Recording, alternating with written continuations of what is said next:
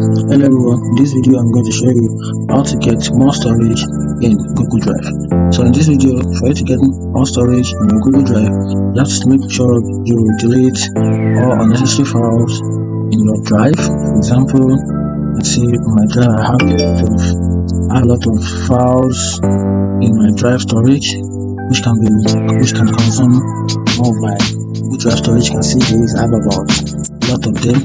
Just so you can wipe unnecessary files, document, drive. After that, then you come to your trash.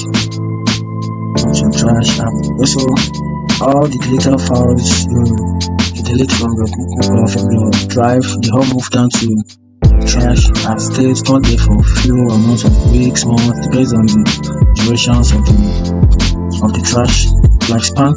So you go there also and make sure clear off your trash, and once you do that, you're definitely gonna have enough and get more storage from Google Drive. And if these steps are not enough, you can simply get more storage and pay for another set of storage space from Google. What to do that? Just click on this icon, get more storage, then follow the procedure. Then you have to pay a fair amount of money for Google for you to grant another set of storage for this. Find the video full, like and follow for more.